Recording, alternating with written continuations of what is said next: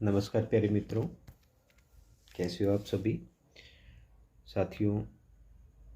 ये कबीर ग्रंथावली संपादक डॉक्टर श्याम सुंदर दास पर तीसरा वीडियो है, जिसमें हम व्याख्या विश्लेषण करेंगे कबीर दास जी के पद संख्या 5 और 6 की। तो कल जो पद आपको करवाया था उसमें योग साधना से संबंधित दे रखी थी, साधना की उच्च अवस्था, चक्र, ये सब दिया था। तो अब आगे कबीरदास जी का जो पद संख्या 4 है उसमें 5 है, उसमें कबीरदास जी क्या कहना चाहते हैं वो देख लेते हैं। सबसे पहले हम दो पंक्तियां पढ़ेंगे, उनका कठिन अर्थ जानेंगे और उसके पश्चात उसकी व्याख्या विश्लेषण करेंगे। तो देखिए साथियों, शुरुआत करते हैं यहीं से। गोकल नाइक पिठुला मेरो मन लागो तो ही रे, बहुतक दिन बिछुरई भये तेरी ओसरी आवे मोही रे। यहां तक गोकल, गोकल का अर्थ यहां हो जाएगा गोकुल। नायक मतलब नायक या नटवर कह सकते हैं आप। बिठुला वही विठल, कि हे गोकुल के नायक विठल, मेरो मन यानी कि मेरा मन, लागो तो ही रे, लागो मतलब लग गया है, तो ही रे मतलब आपसे या तुझसे, कि अब मेरा मन तुझसे लग गया है, तुम्हारी भक्ति में लीन हो गया है। अब जो मैंने साधना शुरू की है उससे मेरा मन पूर्णतः तुम्हारे चरणों में लग गया है। बहुतक मतलब बहुत दिनों से, काफ़ी लंबे समय से, काफ़ी लंबा समय हो गया है, काफ़ी दिन बीत चुके हैं। बिछड़े भय मतलब बिछड़े हुए को, यानी कि हम आपका जो भक्त है, जीवात्मा है, वो परमात्मा से बड़े लंबे समय से बिछड़ी हुई है। तेरी मतलब तुम्हारी, औसरी, औसरी का अर्थ होता है मित्रों समर्ण, औसरी का अर्थ होता है समर्ण। आवई मतलब आती है, मोहिरे मतलब मुझे। तो इन दो पंक्तियों का हम देख लेते हैं कि इसका हिंदी अर्थ क्या होगा साथियों। तो विरही जो जीवात्मा है वो कहती है कि हे गोकुल के नटवर, हे नायक, हे स्वामी, मेरा मन तुझ में अनुरक्त हो गया है। ठीक है, मेरा मन तुझ में अनुरक्त हो गया है, तुझसे लग चुका है, मैं आपकी भक्ति में लीन हो चुका हूँ, मैं तुम्हारी विरह में व्याकुल हूँ। जीवात्मा आगे कहती है कि तुझसे बिछड़े हुए बहुत दिन बीत गए हैं, बहुत लंबा समय बीत गया है। अब ज्ञान और प्रेम जागने पर, भाई बहुत लंबा समय हुआ लेकिन अब आपकी जो जीवात्मा है उसमें ज्ञान और प्रेम जाग गया है, और तुम्हारी मैं जो प्रीति है, जो प्रेम है, उसके वशीभूत होकर तुम्हारे आने और मिलने की आशा में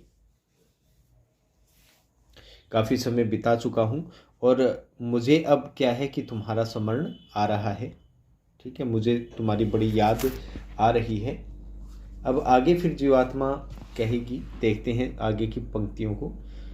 कर्म कोटि को गेह रचो रे, नेह कये की आस रे, आप ही आप बंधाइया, दुवे लोचन मरही प्यास रे। आगे की ओर देख लेते हैं, यहीं तक देखते हैं दो पंक्तियों का। देखिए इन दो पंक्तियों में क्या है। कर्म का मतलब कर्म, कार्य करना, कोटि मतलब करोड़ों, कि करोड़ों मैंने ऐसे कार्य किए हैं तुम्हारे स्वागत के लिए, तुम्हारी आशा में, तुम्हारी प्रीति के वशीभूत होकर। और गृह का मतलब होता है घर, रच्योरे मतलब रचना की, बनाया।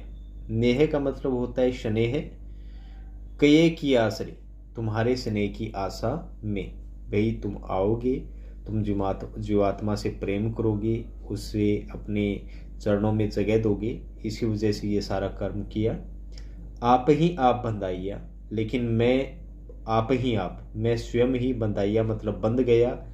द्वे लोचन दोनों नेत्र, लोचन का अर्थ नेत्र, द्वे मतलब दोनों, मरही प्यासरी, तुम्हारा प्यास का मतलब हो जाएगा प्यासा, या कह सकते हो साक्षात्कार के लिए प्यासा, मरे जाना। ठीक है, तो इन दो पंक्तियों का क्या होगा।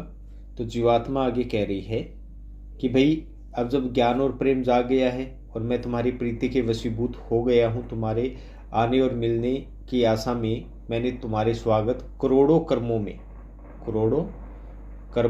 में इतने बड़े घर यानी कि इस संसार का निर्माण कर लिया है, पर इससे मैं अपने कर्मों में स्वयं ही बंध गई हूँ।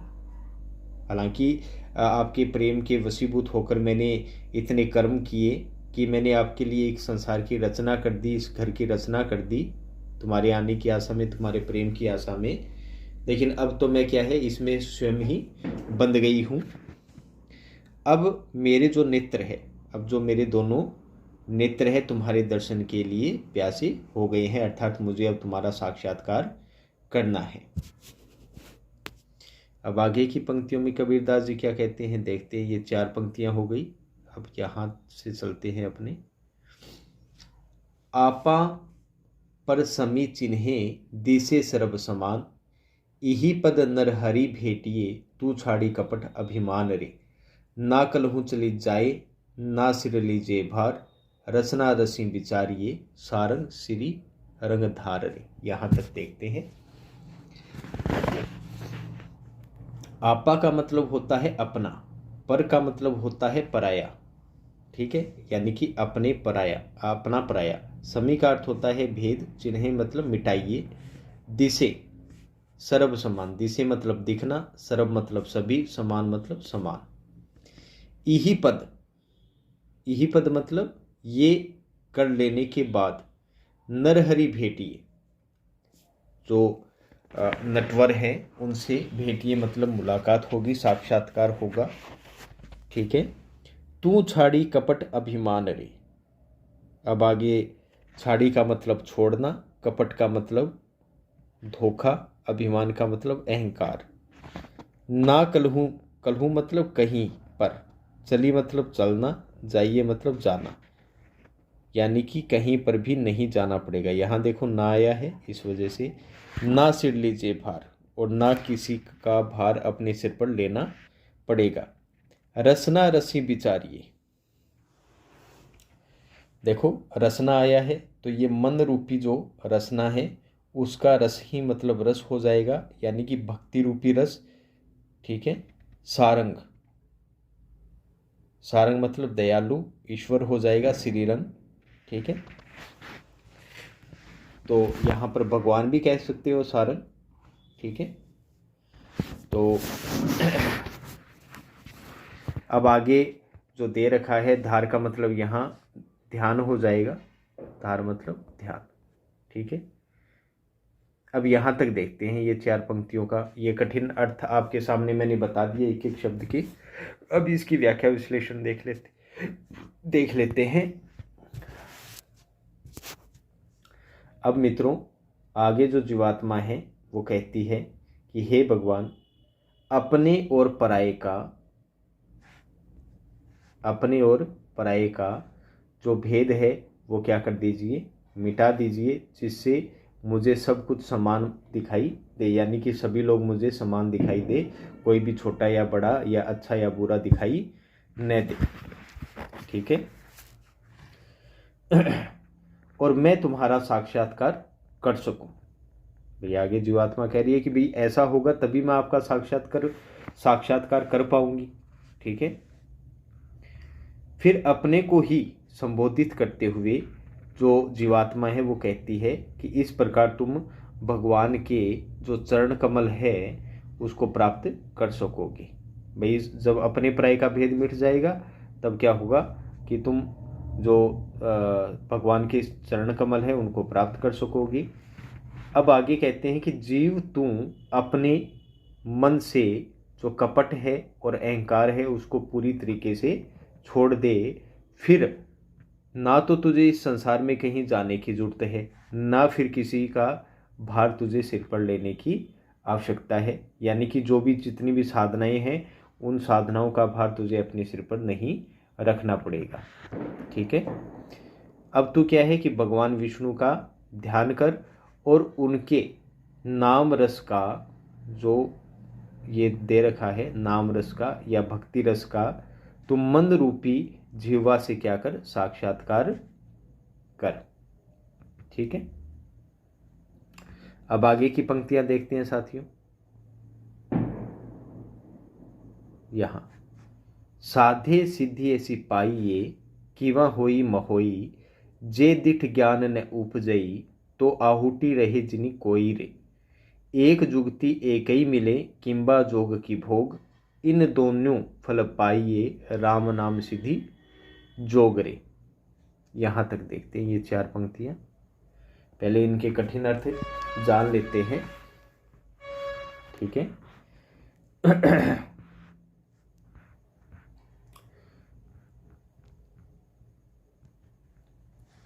देखो, साधना, साधई का अर्थ होता है साधना, सिद्धि का मतलब होता है सिद्धि, पाइए मतलब कीजिए, कीवा होई महोई, कीवा मतलब कुछ भी, होई मतलब हो, महोई मतलब ना हो, ठीक है। चाहे कुछ भी कहो या कुछ भी हो या न हो, आपको ऐसी साधना से सिद्धि करनी चाहिए। जे दीठ, दीठ का मतलब दृष्टि हो जाएगा, ज्ञान का मतलब ज्ञान हो जाएगा, न मतलब नहीं, उपजई मतलब उपजता है, आता है, दिखाई देता है, ठीक है। तो आहुति, आहुति का अर्थ होता है निराशा, ठीक है, दुख या निराशा। जिनी मतलब कोई भी, कोई रे, यहाँ कोई भी हो जाएगा, जिनी मतलब जन हो जाएगा, कोई भी जो जन होता है। एक जुगति यानी कि एक उपाय, एक ही मिले, एक ही मिलता है, किंबा, किंबा का मतलब या, जोग या भोग, ठीक है। इन दोनों मतलब इन दोनों फल पाइए, फल प्राप्त करने के लिए, राम नाम मतलब राम नाम, सिद्ध जोगरे, जोगरे यहाँ पे जीवात्मा के लिए आया है, सिद्धि का मतलब सिद्धि हो जाएगा, ठीक है। तो इन 4 पंक्तियों का देख लेते हैं हिंदी अर्थ, कठिन अर्थ आपका हो गया है। तो आगे कवि कहते हैं कि चाहे कुछ भी हो, चाहे कुछ भी हो, चाहे कुछ भी हो या ना हो, साधना से ही क्या होती है, सिद्धि प्राप्त होती है, साधना से ही सिद्धि प्राप्त होती है। अगर इनसे सच्ची दृष्टि नहीं मिलती है, ठीक है, अगर इनसे सच्ची दृष्टि नहीं मिलती है, तो दुखी अथवा निराश होने की कोई बात नहीं है, क्योंकि ऐसे एक उपाय से या तो भोग प्राप्त होता है, या फिर क्या प्राप्त होता है, योग प्राप्त होता है, होता केवल एक ही पदार्थ प्राप्त होता है, ठीक है। अगर आपको इन दोनों फलों की प्राप्ति करनी है, अर्थात योग और भोग दोनों फलों की प्राप्ति करनी है, तो भगवान के नाम स्मरण, यानी कि जो राम नाम का स्मरण है, ठीक है, एवं जो भक्ति योग है, सिद्धि योग है, उसी से वो चीज़ प्राप्त हो सकती है। अगर और कोई उपाय हो तो उससे एक ही फल आपको प्राप्त होता है। फिर चलते हैं नेक्स्ट पंक्तियों पे मित्रों। ये आगे की जो पंक्तियां हैं, प्रेम भक्ति ऐसी कीजिए, मुखी अमृत अरिसे चंदरे, आप ही आप विचारिए, तब कंता हुई आनंद रे।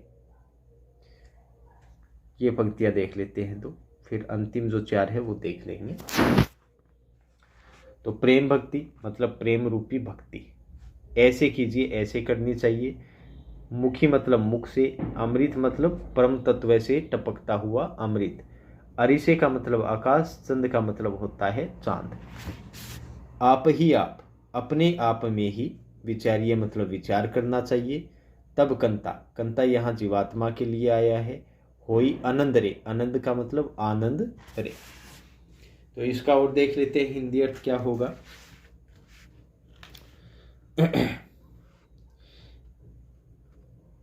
अब आगे दे रखा है कि प्रेम भक्ति होती है, उसे इतनी तल्लीनता के साथ करना चाहिए, इतना ध्यान से करना चाहिए, इतना मन लगाकर करना चाहिए कि आकाश, और इसे मतलब आकाश, और जो चंद्र नाड़ी है उससे क्या होने लग जाए, अमृत की वर्षा होने लग जाए, ठीक है। फिर नेक्स्ट पंक्ति की व्याख्या है वो आपके समक्ष है। इस प्रेम रस का स्वयं ही हृदय में क्या करना चाहिए, ध्यान करना चाहिए, अपने आप में ही उसको विचार करना चाहिए। और देखना, अगर आप ऐसा विचार कर लेते हैं तो आपको कितनी ही आनंद की अनुभूति होती है, कितना ही आनंद प्राप्त होता है। फिर चलते हैं नेक्स्ट 4 पंक्तियों पे हम मित्रों, जो अंतिम है पद संख्या 5 की। तुम्हें जिनि जानो गीत है, यहु निज ब्रह्म विचार, केवल कही समझाइया, आत्म साधन सार रे। चरम कमल चित लाइये, राम नाम गुण गाई, कहे कबीर मनसा नहीं, भक्ति मुक्ति गति पाई रे। यहां तक देखते हैं साथियों। तुम्हें जिन, तुम लोग, जिन्हें मतलब जिसको, जानो मतलब जानते हो, गीत का मतलब कविता या गीत, यहु, यहु का मतलब यही, निज मतलब स्वाभाविक या प्राकृतिक, ब्रह्म विचार, ब्रह्म विचार, विचार का मतलब विचार हो जाएगा, साधना हो जाएगा, और ब्रह्म का मतलब हो जाएगा ब्रह्म तत्व। क्या हो जाएगा? ब्रह्म तत्व। केवल कही समझाइया, केवल कही, केवल का मतलब केवल, कही मतलब कहने के लिए या पर कल्याण के लिए, समझाइया मतलब समझा रहा हूं, आत्म साधन सारे, आत्म मतलब स्वयं का हो जाएगा, साधन का मतलब साधना हो जाएगा। चरण, ये चरम नहीं है मित्रों, ये यहाँ पर मिसप्रिंट है, चरम की जगह क्या आएगा? चरण। कमल का मतलब पुष्प हो जाएगा, चित मतलब हृदय हो जाएगा, लाइए मतलब लगाइए, राम नाम गुण गाई, राम के नाम का गुण गाना चाहिए, कहे कबीर मनसा नहीं। तो आगे कबीरदास जी क्या कह रहे हैं कि भक्ति मुक्ति, तो कबीरदास जी कह रहे हैं कि जो मैंने साधना की है उसी से मुझे भक्ति, उसी से मुझे मुक्ति और उसी से मुझे गति पाई रे, मतलब प्राप्त की है, अर्थात मोक्ष प्राप्त किया है, दोनों चीजें मैंने प्राप्त की है। ठीक है। अब इन 4 पंक्तियां हैं, उनका हिंदी अर्थ जान लेते हैं। तो साथियों, कबीर आगे है, वो जीवों को कहते हैं, जीवात्मा को कहते हैं कि तुम यह मत समझो, तुम यह मत समझो कि यह केवल क्या है, एक कविता है। ठीक है। फिर आगे वो कह रहे हैं कि यह तो क्या है कि जो मैंने जो स्वाभाविक जो ब्रह्म ज्ञान प्राप्त किया है उसी का क्या है, विचार है, एक ब्रह्म तत्व जो दर्शन है वो है, क्योंकि ये स्वाभाविक है, ये मैंने प्राप्त किया है।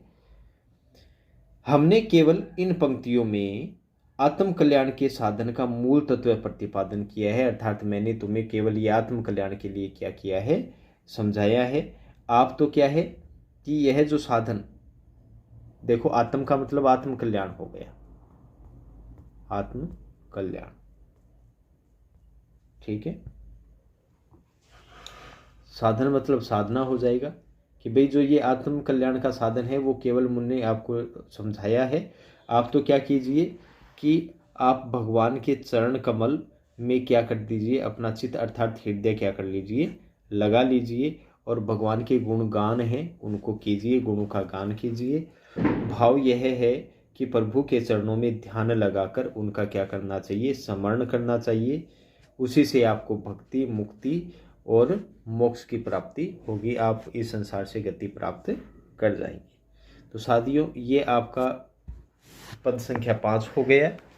अगर इसमें भाषा की बात करें तो सधोकड़ी भाषा का प्रयोग किया गया है। नवदा भक्ति में ये जो वर्णित नाम स्मरण की महत्ता है उसको स्वीकार किया गया है, और पूरे पद में छेकानुप्रास अलंकार आया है। कहीं कहीं आपको छेकानुप्रास इस पद में दिखाई दे जाएगा। अब चलते हैं मित्रों नेक्स्ट पद की ओर, जो आपके समक्ष है पद संख्या 6। इसकी व्याख्या विश्लेषण और देख लेते हैं। तो शुरू करते हैं। अब मैं पाइबो रे पाइबो ब्रह्म ज्ञान, सहज समाधि सुख में रहिबो, कोटि कल्प विश्राम। गुरु कृपाल कृपा जब किन्हो, हृदय कमल विगासा, भाग भ्रम दसों दिस सूझा, परम ज्योति प्रकाशा।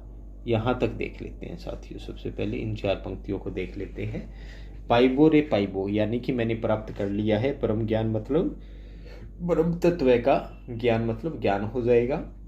सहज समाधि यानी कि स्वाभाविक रूप में साधना, सुख में रहिबो सुख में रहता हूं, कोटि कल्प करोड़ों कल्प हो जाएगा। देखो मित्रों, कल्प का एक समय होता है, प्राचीन काल में कल्प होता था, और ऐसा मान लीजिए कि ब्रह्मा जी का एक दिन हमारे कितने दिनों के बराबर होता है? 4 अरब 32 करोड़ वर्षों के बराबर होता है। देख लो, ब्रह्मा जी का एक दिन हमारे 4 अरब 32 करोड़ वर्षों के बराबर होता है। तो ये कल्प का अर्थ होता है। विश्राम का मतलब हो जाता है विश्राम करना। ठीक है। गुरु का अर्थ गुरु होता है। कृपाल का मतलब कृपालु, कृपा करने वाले। कृपा का मतलब कृपा करना। किन्हों मतलब कि हृदय, हृदय का मतलब हृदय में। कमल का मतलब कमल, यानी कि योग साधना का कमल। विगासा मतलब प्रकट हुआ। भाग भरम, भरम यानी कि वहम, भाग मतलब भाग गए। दसों दिशाओं में। सूझा मतलब सूझना, दिखना। परम ज्योति, जो परम तत्व की ज्योति है। प्रकाशा मतलब प्रकाश हुआ। यहां तक देख लेते हैं 4 पंक्तियों का। तो हिंदी अर्थ क्या होगा? तो कबीरदास जी कहते हैं कि अब मुझे ब्रह्म जो ज्ञान है वो प्राप्त हो गया है। करोड़ों कल्पों तक, यहाँ दे रखा है कोटि कल्प, करोड़ों कल्पों तक अर्थात अनंत काल तक मैं सहज समाधि के सुख का अनुभव करता हुआ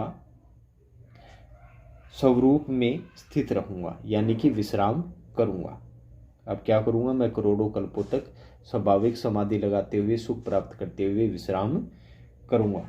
कि जब कृपालु गुरु ने मुझ पर अनुग्रह किया अर्थात कृपा की, तब मेरा हृत कमल, जो हृदय में जो कमल है वो क्या हुआ? विकसित हुआ। और ऐसा हो जाने के कारण मेरे जितने भी वहम थे, जितने भी भ्रम थे, वो सब भाग गए और मुझे 10 दिशाओं का ज्ञान प्राप्त हो गया।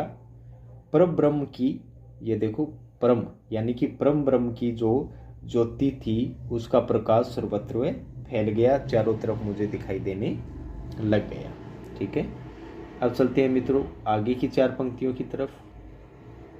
आगे आ गया है, मृतक उठा धनक कर लिए, काल अहिड़ी बाखा, उदय सूर निष्किया पयाना, सोवत थे सब जागा, अविगत अकल अनुपम देखा, कहता कहा न जाई, सैन करे मनो हो मन रह से, गूंगे जानी मिठाई। यहाँ तक देखते हैं, यहाँ से यहाँ तक 4 पंक्तियाँ। ठीक है। सबसे पहले हम जो कठिन अर्थ है उनको जान लेंगे।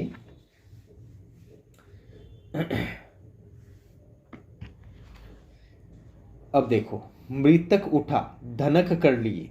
धनक का मतलब होता है धनुष, कर का मतलब होता है हाथ, लिए मतलब लेना।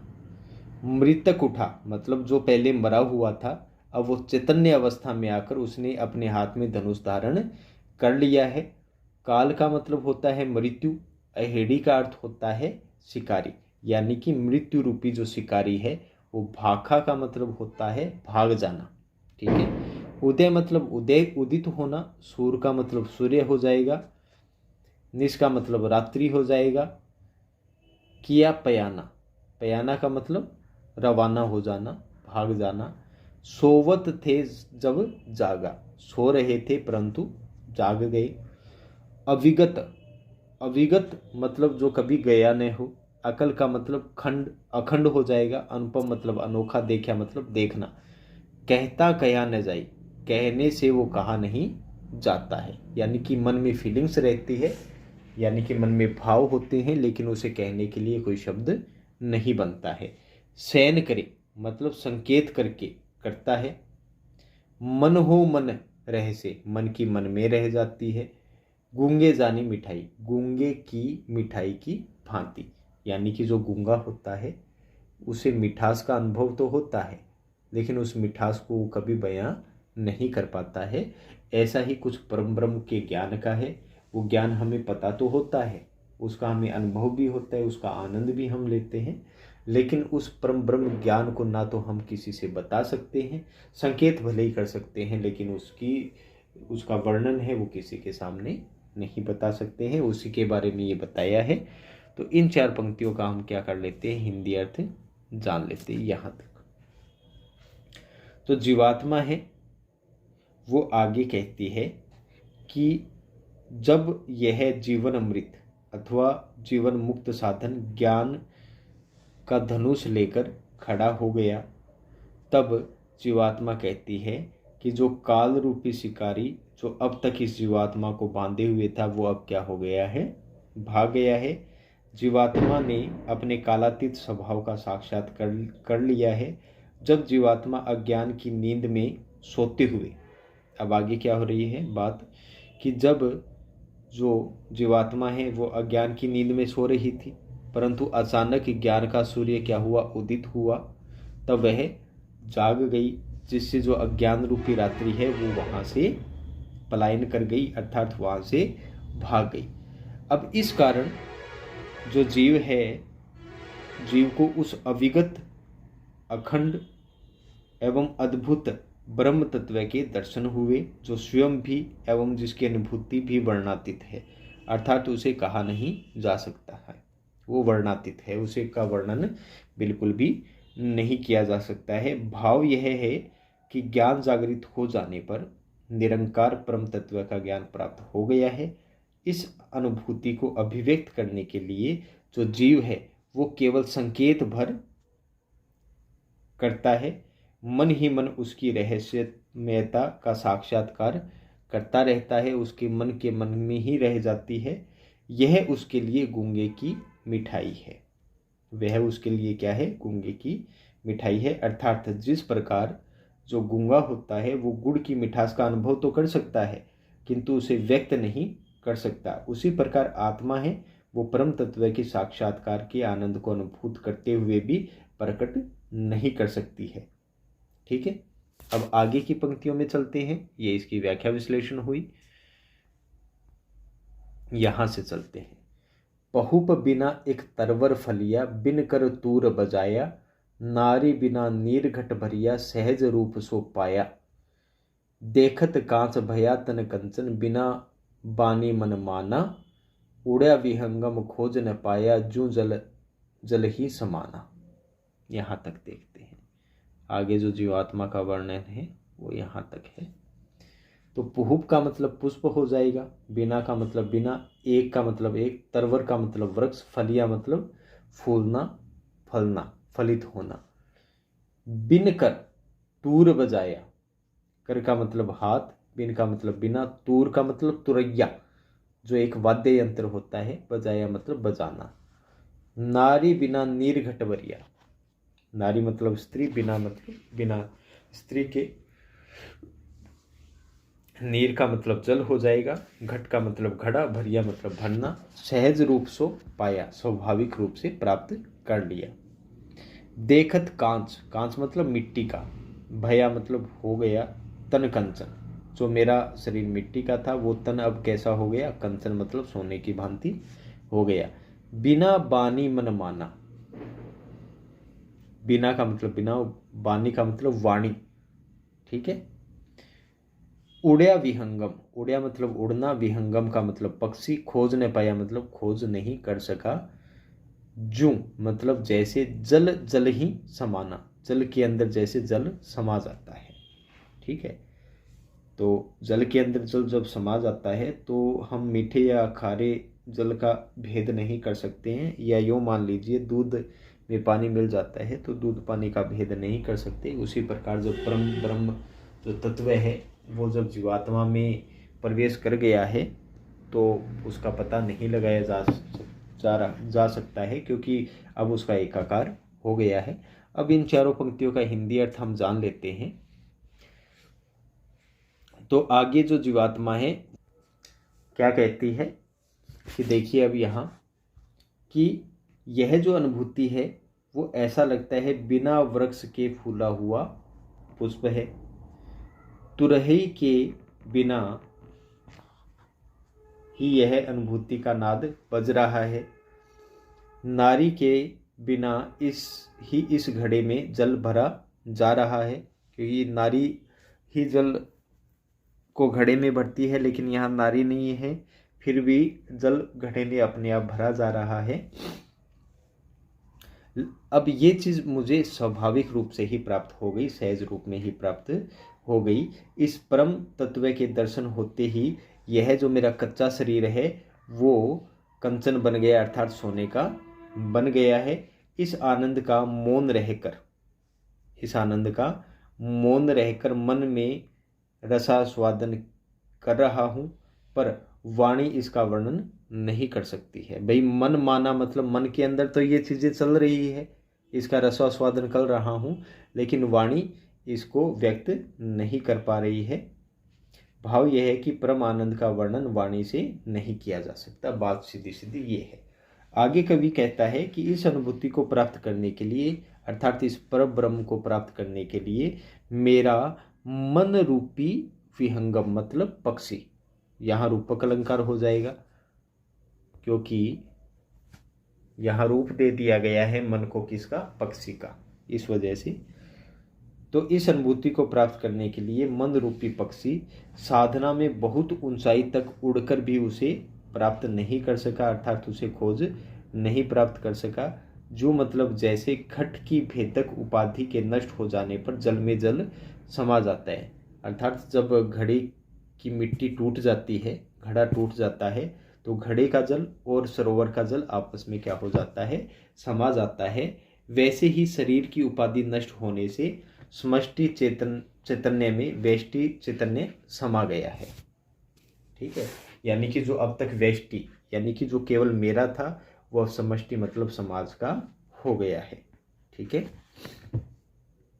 अब आगे देखते हैं नेक्स्ट पंक्तियों को। साथियों समझ में आ रहा होगा ऐसी उम्मीद है। अगर कुछ समझ में नहीं आता तो आप कमेंट बॉक्स में कमेंट कर सकते हैं। आगे की पंक्तियां ये हैं। पूजा देव बहुरी नहीं पूज्यो, नहाय उदिक ने नाऊं, आपे में तब आया निर्षा, अपन पे आपा सूझा, आपई कहत सुनत पुनि अपना, अपन पे आपा पूछा, अपने परचे लागी तारी, अपन पे आप समाना, कहे कबीर जे आप बिचारे, मिटी गया आवन जाना। यहाँ तक देखते हैं साथियों। तो आगे इसके कठिन अर्थ जान लेते हैं। पूजा मतलब पूजना, देव का मतलब देवता, बहुरी मतलब बहुत से, नहीं पूजो नहीं पूजूंगा, नहाए मतलब नहाना, उदिक का मतलब सरोवर, न नाऊं नहीं नहाऊंगा, आपई में, आपई में का मतलब होता है अपने आप में, या कह सकते हो अहंकार। आपई में मतलब अपने आप हो जाएगा। ये जो आपा है, आपा का मतलब हो जाता है अहंकार। अपन पे मतलब स्वयं पे, सूझा मतलब साक्षात्कार किया।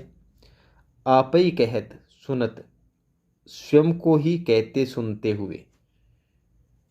पुनि अपना, वापस अपना ही। अपन पे आप सूझा, अपन पे मतलब अपने खुद का ही। आपा बूझा, आपा बूझा का मतलब क्या हो जाएगा? जो स्वयं का चेतन अवस्था है उसके बारे में, यानी कि आत्मबोध के बारे में बात हो रही है कि जब मैंने खुद को ही देखा तो मुझे अपना आत्मबोध हुआ। और अपने परिचय, जब ऐसा सब हुआ तो अपने परिचय, अपना परिचय पाकर जब मैं खुद को पहचान गया तो उस पे तारी मतलब चाबी लग गई। अपने पे आप समाना, और फिर मैं क्या हो गया? अपने आप ही समान रूप से खुद को पहचान गया, अर्थात अब समष्टि और व्यष्टि एक हो गई। कहे कबीर जे आप विचारे, मिट गया आवन जाना।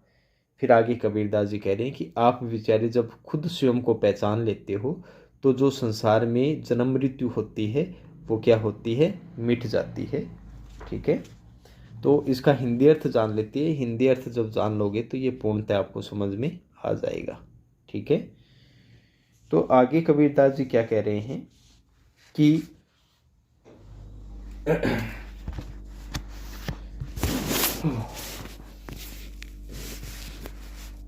जब मैंने क्या कर लिया?